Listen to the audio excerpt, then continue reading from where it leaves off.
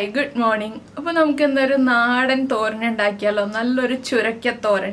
ചുരക്ക കൊണ്ട് നമ്മൾ പല രീതിയിലുള്ള കറികൾ ഉണ്ടാക്കാറുണ്ട്. അപ്പോൾ ഇന്ന് വളരെ സിമ്പിളായിട്ടുള്ള ഒരു ചുരക്ക തോരനാണ് ഉണ്ടാക്കുന്നത്. ട്രഡീഷണൽ രീതിയിൽ തന്നെയാണ് ഉണ്ടാക്കുന്നത്. അപ്പോൾ നമുക്ക് എങ്ങനെയാണ് നമ്മുടെ ചുരക്ക തോരൻ തയ്യാറാക്കുന്നതെന്ന് നോക്കാം. നമുക്ക് നമ്മുടെ ഇൻഗ്രീഡിയൻസ് നോക്കാം. ഞാനിപ്പോൾ ഒരു ചുരക്ക എടുത്തിട്ടുണ്ട് കേട്ടോ, പക്ഷെ ഇത് മുഴുവൻ ഞാൻ എടുക്കുന്നില്ല. ഇതിൻ്റെ പകുതി എടുക്കുന്നുള്ളൂ.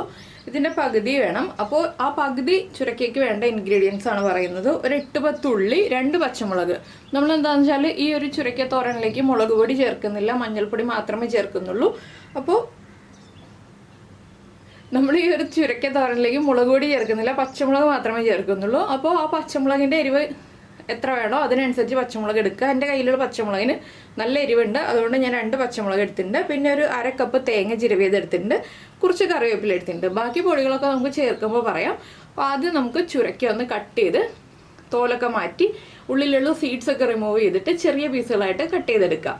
അതിനുശേഷം നമ്മുടെ അരപ്പും റെഡിയാക്കി വെച്ചിട്ട് നമുക്ക് തോരനുണ്ടാക്കാൻ തുടങ്ങാം. അപ്പോൾ നമ്മുടെ ചുരക്ക ഇതുപോലെ ചെറിയ പീസുകളായിട്ട് ചെറിയ ക്യൂബ്സ് ആയിട്ട് കട്ട് ചെയ്തെടുത്തിട്ടുണ്ട് കേട്ടോ. ഈ ഒരു വലിപ്പത്തിലാണ് കട്ട് ചെയ്തെടുത്തിട്ടുള്ളത്. അതിൻ്റെ സീഡ്സ് ഒക്കെ റിമൂവ് ചെയ്തിട്ട് പിന്നെ നമ്മൾ എടുത്തിരുന്ന ഉള്ളിയിൽ നിന്ന് 2 ഉള്ളി മാറ്റിയിട്ട് ബാക്കിയുള്ള ഉള്ളി നീളത്തിൽ കനം കുറച്ച് കട്ട് ചെയ്തിട്ടുണ്ട്. ഈ സമയത്ത് തന്നെ നമുക്കിനി അരപ്പും കൂടി റെഡിയാക്കി വയ്ക്കാം. അരപ്പ് റെഡിയാക്കാനായിട്ട് മിക്സിയുടെ ജാർ എടുത്തിട്ടുണ്ട്. ഞാൻ അതിലേക്ക് നമ്മൾ എടുത്തു വെച്ചിരിക്കുന്ന 2 ഉള്ളി, അതുപോലെ തന്നെ ഒരു 2 കറിവേപ്പില, പിന്നെ നമ്മുടെ തേങ്ങ ചിരവിയത്, പിന്നെ 2 പച്ചമുളക് ഒന്ന് ചെറുതാക്കിയിട്ട് ഇട്ട് കൊടുക്കുക. പിന്നെ നമ്മൾ ചേർക്കുന്നത് ഒരു പിഞ്ച് നമ്മുടെ നല്ല ജീരകം, ക്യുമിൻ സീഡ്സ്, ഇത്രയും ചേർത്ത് ഒന്ന് ഒതുക്കിയെടുക്കുക. ഒരുപാട് അരഞ്ഞു പോരുത്, തോരൻ്റെ പാകത്തിലൊന്ന് ഒതുക്കിയെടുക്കുക. അപ്പം ഞാനിതൊന്ന് ഒതുക്കിയെടുക്കട്ടെ. അപ്പോൾ നമ്മൾ പാനിൽ വെളിച്ചെണ്ണ ഒഴിച്ചിട്ടുണ്ട്. വെളിച്ചെണ്ണ ഒന്ന് ചൂടായി തുടങ്ങുമ്പോൾ ഒരു 1/2 ടീസ്പൂൺ കടുക് ചേർത്ത് കൊടുക്കാം. കടുക് ഒന്ന് പൊട്ടി തുടങ്ങട്ടെ. അപ്പോൾ നമ്മുടെ കടുക് പൊട്ടി കഴിയാറായിട്ടുണ്ട്. ഞാൻ ഒരു വറ്റൽമുളക് എടുത്തിട്ടുണ്ട്. കടുക് പൊട്ടി കഴിയുമ്പോൾ നമുക്ക് ഈ ഒരു വറ്റൽമുളക് ചേർത്ത് കൊടുക്കാം. അതുപോലെ തന്നെ നമ്മൾ എടുത്ത് വെച്ചിട്ടുള്ള നീളത്തിൽ കട്ട് ചെയ്ത ഉള്ളിയും ചേർത്ത് കൊടുക്കാം. പിന്നെ കുറച്ച് കറിവേപ്പില ചേർത്ത് കൊടുക്കാം.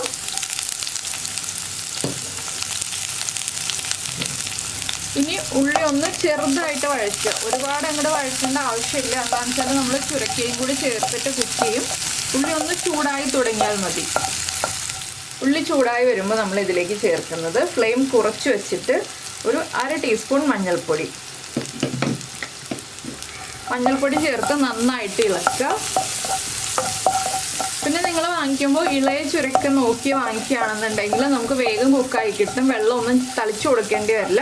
മൂപ്പ് കൂടി ചുരക്കയാണെങ്കിൽ 1-2 ടീസ്പൂൺ വെള്ളം തളിച്ചു കൊടുത്ത് വേവിക്കേണ്ടി വരും കേട്ടോ.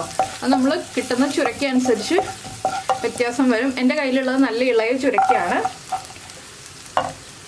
അപ്പം ഞാൻ ചുരക്ക ചേർത്തിട്ടുണ്ട്. ഇളയ ചുരക്കയും മൂപ്പ് കൂടിയ ചുരക്കയും എങ്ങനെ തിരിച്ചറിയാമെന്ന് വെച്ചാൽ നമ്മൾ ചുരക്ക കട്ട് ചെയ്യുമല്ലോ. കട്ട് ചെയ്യുമ്പോൾ ചുരക്കയുടെ ഉള്ളിലുള്ള സീഡ്സിന് ബലം കൂടുതലാണെന്നുണ്ടെങ്കിൽ അത് മൂപ്പ് കൂടിയ ചുരക്കയാണ്. ഇളയ ചുരക്കയാണെന്നുണ്ടെങ്കിൽ സീഡ്സിന് അധികം ബലം ഉണ്ടാവില്ല, വളരെ സോഫ്റ്റ് ആയിരിക്കും. അപ്പോൾ ചുരക്കയും കൂടി ചേർത്തിട്ട് നമുക്കിതിലേക്ക് കുറച്ച് ഉപ്പും കൂടി ചേർത്ത് കൊടുക്കാം. അപ്പോൾ ഞാൻ കുറച്ച് ഉപ്പ് ചേർക്കുന്നുണ്ട്. പിന്നീട് നമുക്ക് ആവശ്യമാണെങ്കിൽ ചേർത്ത് കൊടുക്കാം.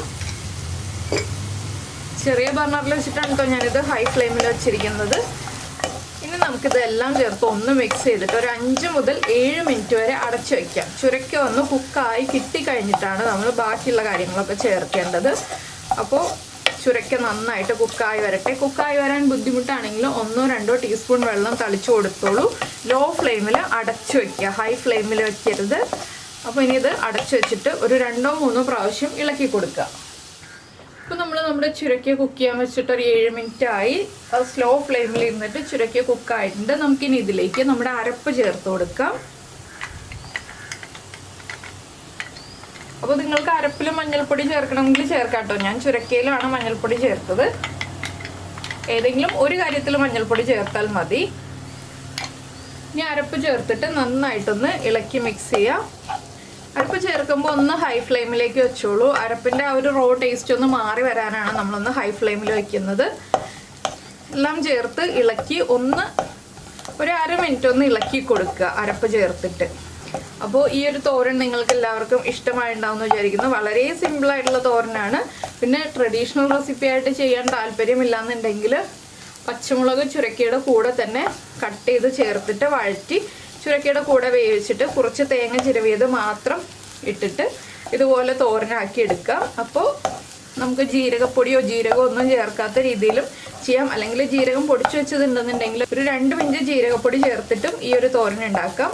ഇനി നമുക്ക് ഒന്നുകൂടി ഒരു 2 മിനിറ്റ് അടച്ചു വയ്ക്കാം. ആ തേങ്ങയുടെ റോ ടേസ്റ്റ് ഒന്ന് മാറി വരണം. അപ്പോൾ ലോ ഫ്ലെയിമിൽ തന്നെ വീണ്ടും 2 മിനിറ്റ് ഒന്ന് അടച്ചു വയ്ക്കാം. അപ്പോൾ നമ്മൾ നമ്മുടെ തേങ്ങ ചേർത്ത് അടച്ചു വെച്ചിട്ട് ഒരു 2 മിനിറ്റ് ആയി. നന്നായിട്ട് ആവിയൊക്കെ വരുന്നുണ്ട്. ഇനിയിപ്പോൾ നമുക്കൊന്ന് ഇളക്കി മിക്സ് ചെയ്തിട്ട് തോരൻ സെർവ് ചെയ്യാവുന്നതേ ഉള്ളൂ. അടച്ചു വയ്ക്കുമ്പോൾ എപ്പോഴും ലോ ഫ്ലെയിമിൽ അടച്ചു വയ്ക്കുക എന്ന് മാത്രമേ ഉള്ളൂ.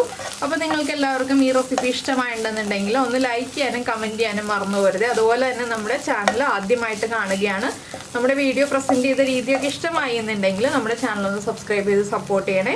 സബ്സ്ക്രൈബ് ചെയ്യുന്നതിന് നമ്മുടെ ഈ ഒരു വീഡിയോയുടെ താഴെയുള്ള റെഡ് സബ്സ്ക്രൈബ് ബട്ടൺ ഒന്ന് ക്ലിക്ക് ചെയ്യുക. ആൻഡ് റൈറ്റ് സൈഡിലുള്ള ബെല്ലൈക്കണും ക്ലിക്ക് ചെയ്യുക. അപ്പോൾ ഓൾ എന്ന് പറഞ്ഞിട്ടൊരു ഓപ്ഷൻ കാണാം. ആ ഓളും കൂടി പ്രസ് ചെയ്തിട്ടുണ്ടെങ്കിൽ ഞാൻ എപ്പോഴും വീഡിയോ അപ്ലോഡ് ചെയ്യുമ്പോൾ നിങ്ങൾക്ക് നോട്ടിഫിക്കേഷൻ വരും.